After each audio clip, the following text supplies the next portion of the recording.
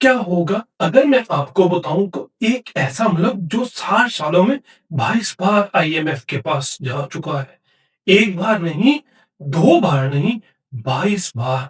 और हर बार कहानी एक जैसी होती है। एक बेल आउट पर दर्शक होते हैं, रिलीफ मिलता है और फिर बहरहाल वापिस आ जाता है। अब यहाँ हैरान कुन हिस्सा ये है, ये कोई गरीब मुल्क नहीं है जिसके पास वसाइल ना हो। ये दुनिया की पांचवी बड़ी आबादी वाला मुल्क है जिसकी ज़रई बुनियाद बहुत वसी है, नौजवान अफराधी कुव्वत मौजूद है और एक ऐसी तज़व्वुराती स्ट्रेटेजिक लोकेशन है जो जनूबी एशिया, वस्ती एशिया और मशरिक वस्ता को जोड़ती है। कागज पर नहीं, उसे फलना फूलना चाहिए। कभी ऐसा क्यों है? और देखें, अगर आपने कभी सोचा है कि कीमतें क्यों बढ़ती रहती हैं, रुपया क्यों गिरता है, या बासलाहियत पाकिस्तानी दूसरे ममालिक क्यों जा रहे हैं, तो आपका यह सवाल करना गलत नहीं है। लाखों लोग उसे हर रोज महसूस करते हैं। ये महज मुआशियात का कोई लेक्चर नहीं है, ये हकीकी जिंदगियों, हकीकी मायूसी और एक ऐसे चक्कर के बारे में है जिसे तोड़ना नामुमकिन सा लगता है। लेकिन आज हम यही करने जा रहे हैं। हम इस बात का जायजा लेंगे कि ये सब क्यों होता है, सतही तौर पर नहीं बल्कि उन गहरी साख्ती वजूहात का जो दरसी किताबें आपको नहीं बताएंगी। और इस वीडियो के इख्तिताम तक आप इस बहरान को टीवी पर आने वाले अक्सर माहिरीन माशियात से बेहतर समझ सकेंगे। आइए इस पर बात करते हैं। सबसे बड़े मसले से शुरू करते हैं, कर्जों पर इन्हिसार। पाकिस्तान की मीशत दहाइयों से उधार के पैसों पर चल रही है। और मसला सिर्फ ये नहीं कि ये उधार लेता है, बल्कि ये है कि उसे बार बार उधार लेना पड़ता है। चक्कर ये है, पाकिस्तान कर्ज लेता है, उसे मुख्तसर मुद्दत के लिए मीशत को मुस्तहकम करने के लिए इस्तेमाल करता है, लेकिन असल बुनियादी मसले को कभी हल नहीं करता। चुनाचे जब कर्ज खत्म हो जाता है, बहरान वापिस आ जाता है। अंदाजा लगाएं क्या होता है, एक और कर्ज की जरूरत पड़ती है। स्टेट बैंक ऑफ पाकिस्तान के मुताबिक 2023 में मुल्क का बैरूनी कर्जा 130 बिलियन डॉलर से तजावुज कर गया। उसे समझने के लिए यूं देखिए, ये उस खित्ते के कई ममालिक की सालाना मुआशी पैदावार से भी ज्यादा है। और यहाँ बात मजीद दिलचस्प हो जाती है। सरकारी रेवेन्यू का एक बहुत बड़ा हिस्सा अस्पतालों, स्कूलों या इंफ्रास्ट्रक्चर पर खर्च नहीं होता। ये बराह रास्त कर्जों की अदायगी, डेब्ट सर्विसिंग यानी सूद की वापसी में चला जाता है। 2023-24 के बजट में पाकिस्तान ने तालीम और सेहत पर मजमूई तौर पर खर्च किए जाने वाले पैसे से ज्यादा कर्जों की वापसी पर खर्च किया। इस बारे में सोचें, ये एक जाल बनाता है। आप जिंदा रहने के लिए उधार लेते हैं, सरमायाकारी के बजाय सूद अदा करते हैं, आपकी मईशत कमजोर रहती है और फिर आपको दोबारा उधार लेने की जरूरत पड़ती है। ये बिल्कुल ऐसा ही है जैसे आप हर माह अपने घर का किराया क्रेडिट कार्ड से अदा कर रहे हो। लेकिन ठहरे, अगर हर कोई इस चक्कर को जानता है तो उसे अब तक तोड़ा क्यों नहीं गया? मेरे साथ रहें, क्योंकि दूसरा नुक्ता वो है जहाँ चीजें वाकई दिलचस्प हो जाती हैं। यहाँ एक ऐसी हकीकत है जो आपको वाकई हैरान कर देगी। पाकिस्तान का टैक्स टू जीडीपी तनासुब तकरीबन 9 से 10% है, जो पूरी दुनिया में सबसे कम तनासुब में से एक है। मुआवजा करें भारत के साथ तो उसका 18% पर है, और तरक्की याफ्ता मुल्कों का औसतन तकरीबन 25 से 35% है। सादा जुबान में इसका मतलब है हुकूमत के पास मुल्क को सही तरीके से चलाने के लिए काफी पैसा जमा ही नहीं होता। और जब आपके पास रेवेन्यू नहीं होता तो आप उधार लेते हैं, और जब आप उधार लेते हैं तो आप दोबारा पहले वाले नुक्ते वाले चक्कर में वापस आ जाते हैं। अब इस बात की गहराई में जाएं। ऐसा नहीं है कि लोगों के पास पैसा नहीं है, बल्कि पाकिस्तान की मईशत का एक बहुत बड़ा हिस्सा غیر رسمی یعنی انفارمل ہے اور غیر دستاویزی ہے۔ اندازوں کے مطابق غیر رسمی معیشت کل جی ڈی پی کا تقریباً 35 سے 40% ہے۔ یہ معاشی سرگرمیوں کی ایک بہت بڑی مقدار ہے جو ریکارڈ پر ہی نہیں ہے۔ ریئل اسٹیٹ، ریٹیل اور مخصوص سطح پر زراعت، ان کے بڑے حصے رسمی ٹیکس نیس سے باہر کام کرتے ہیں۔ نتیجہ، تنخواہ دار طبقے اور رجسٹرڈ کاروباروں کا ایک بہت چھوٹا سا گروہ جو ٹیکس کا زیادہ تر بوجھ اٹھاتا ہے۔ جب معاشی سرگرمیوں کا ایک بہت بڑا حصہ ٹیکس سے بچ جاتا ہے۔ فیڈرل بورڈ آف ریونیو نے بار بار اس خلا کا اعتراف کیا ہے۔ ٹیکس کی شرح کو بڑھانا نہیں بلکہ ٹیکس نیٹ کو وسیع کرنا ہے، یعنی زیادہ لوگوں کو سسٹم میں لانا۔ ان اہم اصلاحات میں سے ایک جس کا ماہرین معاشیات 30 سالوں سے مطالبہ کر رہے ہیں۔ اب آپ سوچ رہے ہوں گے، ٹھیک ہے، ٹیکس ٹھیک کریں معیشت ٹھیک ہو جائے گی، لیکن ایک اور ساختی مسئلہ ہے جو پیداواری کاروباروں کو بھی بند کرنے پر مجبور کر دیتا ہے، اور یہ وہ مسئلہ ہے جسے زیادہ تر لوگ معاشیات سے جوڑتے ہی نہیں ہیں۔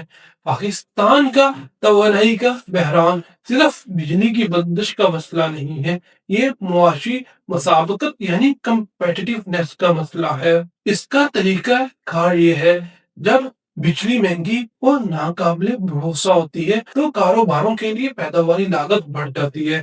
جب لاگت بڑھتی ہے تو پاکستان میں بنی اشیاء مہنگی ہو جاتی ہیں۔ جب اشیاء مہنگی ہوتی ہیں تو وہ عالمی سطح پر مقابلہ نہیں کر سکتی، اور جب آپ عالمی سطح پر مقابلہ نہیں کر سکتے تو برآمدات ایکسپورٹ متاثر ہوتی ہیں، اور جب برآمدات متاثر ہوتی ہیں تو غیر ملکی زر مبادلہ تقریباً خوش ہو جاتا ہے۔ پاکستان کے توانائی کے شعبے میں گردشی کرتا یعنی سرکولر ڈیپتھ 2.3 ٹریلین روپی سے تجاوز کر گیا ہے۔ یہ وہ رقم ہے جو سالوں کی سبسڈی، ادائیگیوں میں نادہندگی اور پورے نظام کی نااہلی کی وجہ سے جمع ہوئی ہے۔ صنعتیں، خاص طور پر ٹیکسٹائل مینوفیکچرر، جو پاکستان کے لیے برآمدات سے سب سے زیادہ کمانے والا شعبہ ہے، بار بار توانائی کی لاگت کو اپنا سب سے بڑا چیلنج قرار دیتے ہیں۔ یہاں ایک ایسی مثال ہے جو حقیقت کے بہت قریب ہے۔ بنگلہ دیش، جس کے پاس پاکستان کے مقابلے میں قدرتی وسائل بہت کم ہیں، ٹیکسٹائل کی برآمدات میں پاکستان سے بھی آگے نکل گیا، جس کی بڑی وجہ یہ تھی کہ ان کی توانائی کی لاگت کم اور توانائی زیادہ مستحکم تھی۔ ایک ہی پروڈکٹ، مختلف لاگت کا ڈھانچہ، بالکل مختلف نتیجہ۔ توانائی کو ٹھیک کرنا صرف لائٹس آن رکھنے کے بارے میں نہیں ہے، یہ براہ راست برآمدات، ملازمتوں اور غیر ملکی زر مبادلہ سے جڑا ہوا ہے۔ ان تینوں چیزوں کی پاکستان کو اشد ضرورت ہے۔ برآمدات کی بات ہو رہی ہے تو یہ ہمیں ایک ایسے نقطے پر لاتا ہے جسے اکثر معاشی تجزیوں میں نظر انداز کر دیا جاتا ہے، اور یہ شاید اب تک کا سب سے اہم نقطہ ہے۔ پاکستان سالانہ تقریباً 30 سے 35 بلین ڈالرز کی اشیاء برآمد کرتا ہے۔ سننے میں اچھا لگتا ہے نا، لیکن یہاں مسئلہ ہے، ان برآمدات کا تقریباً 60% ٹیکسٹائل مصنوعات ہیں، خام کپاس، دھاگا، کپڑا اور ملبوسات۔ بس یہی ایک شعبہ، ایک کہانی۔ اس کا موازنہ ویتنام جیسے ملک سے کرے، کم آبادی، بہت کم قدرتی وسائل، جو سالانہ 350 بلین ڈالر سے زیادہ کی برآمدات کرتا ہے، جس میں الیکٹرانکس، مشینری اور تیار شدہ مصنوعات کا متنوع مجموعہ شامل ہوتا ہے۔ جب آپ کی برآمدات صرف ایک کم منافع والے شعبے تک محدود ہوں تو آپ مستقل طور پر خطرے میں رہتے ہیں۔ اگر عالمی سطح پر کپاس کی قیمتیں گر جائیں، اگر کوئی بڑا خریدار سپلائر بدل دے، اگر کوئی موسمیاتی واقعہ آپ کی زرعی پیداوار کو متاثر کر دے، تو آپ کا غیر ملکی زر مبادلہ کی کل آمدنی کو شدید دھچکا لگتا ہے، اور غیر ملکی زر مبادلہ کسی بھی درآمدات پر منحصر معیشت کی شاہراہ ہوتی ہے۔ پاکستان تیل، مشینری اور صنعتی خام مال درآمد کرتا ہے جن کی قیمتیں ڈالرز میں ہوتی ہیں، لہذا جب برآمدات کم ہو اور ڈالرز کی کمی ہو تو روپیہ گرتا ہے۔ درآمدات مہنگی ہو جاتی ہیں، مہنگائی بڑھتی ہے اور عام آدمی کو ہر کریانہ اسٹور اور پیٹرول پمپ پر اس کی قیمت چکانی پڑتی ہے۔